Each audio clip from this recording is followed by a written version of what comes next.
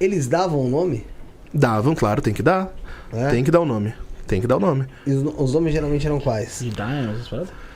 Então, tem nomes que são conhecidos, de Daimons mesmo, de Goetia e afins, e tem nomes que são de espíritos desencarnados, de obsessores. Certo. É que...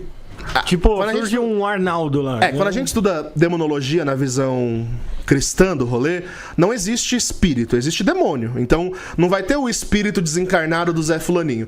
Na prática, os padres sabem diferenciar. Mas na teologia ou na demonologia, no estudo, é tudo demônio. Você botou na mesma cesta. Bota tudo no mesmo rolê, né? Não tem uma diferença... Apenas a diferença da hierarquia, né?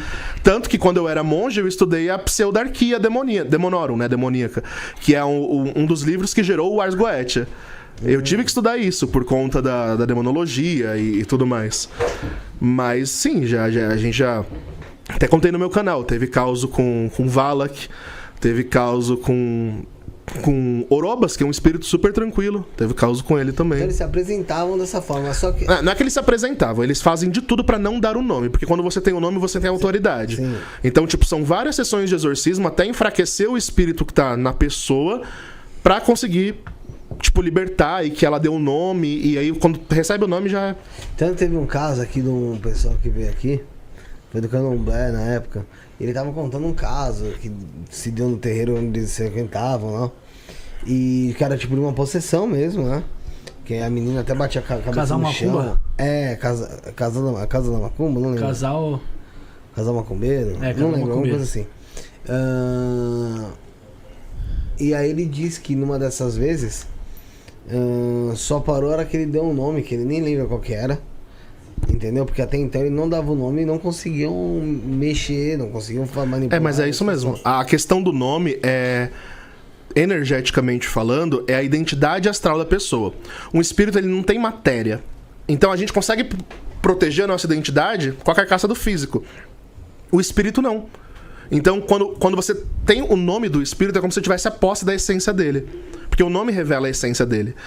Então, por isso que quando você vai lidar com um obsessor, com um espírito demoníaco em um caso de exorcismo, eu não tô falando de prática de Goetia, nada disso, mas quando você vai confrontar esse espírito, ele faz de tudo pra não revelar o nome. Mas aí que tá, agora eu fiquei com uma dúvida. Esse espírito que ela se deu o nome, vamos supor, igual você falou de Orobas, qual teve mais? A Valak, Paimon, teve vários. Bom, são esses espíritos que o pessoal realmente trabalha na Goécia, esses daimons, ou você crê que seja ali na verdade como se fosse uma apropriação de algum quiumba, alguma coisa do tipo que se aproxima e dá o nome desses espíritos? Porque a gente vê dentro da Goécia as pessoas fazendo um trabalho, geralmente até de forma positiva, para beneficiar de alguma forma uma pessoa ou outra, até ela mesma, e tirando um pouco desse lado demoníaco, apesar de na parte luciferiana o pessoal não fazer essa questão, mas aí não faz essa ligação tão bíblica de demônio mesmo, né? Sim. Ou você crê que tenha sido isso, tipo como se fosse um quiumba se passando? Ou sério, Não, ele é o demônio mesmo. Mas esse ele demônio, mesmo. ele age já na vida da pessoa antes? Antes a pessoa tá ali, no teu caso, do menino. É porque assim, existem níveis, né? Até chegar numa possessão. Então, geralmente, o que acontece é a curiosidade que mata o gato. Então, é uma pessoa que não tem conhecimento nenhum e vai lidar, sei lá, com uma tábua Ouija. É o mais comum, uma tábua Ouija, um jogo do copo, um negócio assim.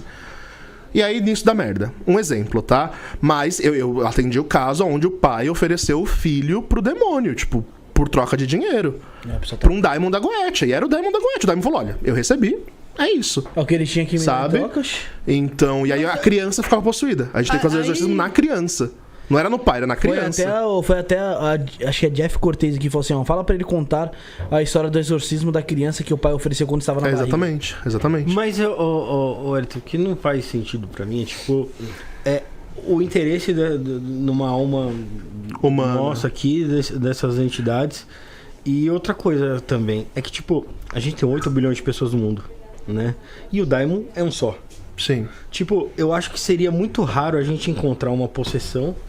E encontrar uma possessão, tipo, várias vezes ainda, com vários Daimons diferentes. E assim, porque o contato que você teve com pessoas pode ter sido até muito grande. Mas em comparação a todo mundo que existe no planeta, é muito pouco, né?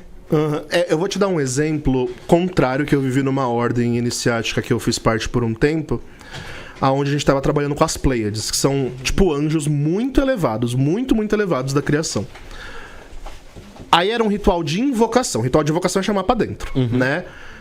E aí foi tão intenso, tão intenso, tão intenso, que esse anjo simplesmente, pra conseguir se manifestar, um anjo pegou três magos que estavam ali no ambiente. E os 3 magos falavam em jogral ao mesmo tempo a mesma coisa. Não tinha tempo pra pensar, a consciência não tava funcionando. Então, o que eu penso? Se um anjo, pra manifestar 1/1000 da sua força, ele tem o poder de pegar 3, 4, 5, 10 cabeças, o Daimon eu acredito que tem o mesmo poder. Mas a questão não é justamente o que você estava falando, né? Pra trazer uma explicação. Por que o Daimon se interessa na nossa alma? Ele, na verdade, não tem interesse nenhum na nossa alma. O que ele se interessa é em provocar o caos.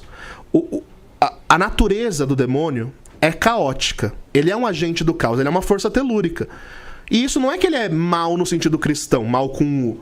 É que é a natureza dele. Ele é um agente do caos e pra a criação se manter em equilíbrio, precisa do caos, precisa da ordem. Então essa força está sempre se degladiando com a ordem. E isso é a natureza. Então a natureza dessa entidade é trazer o caos.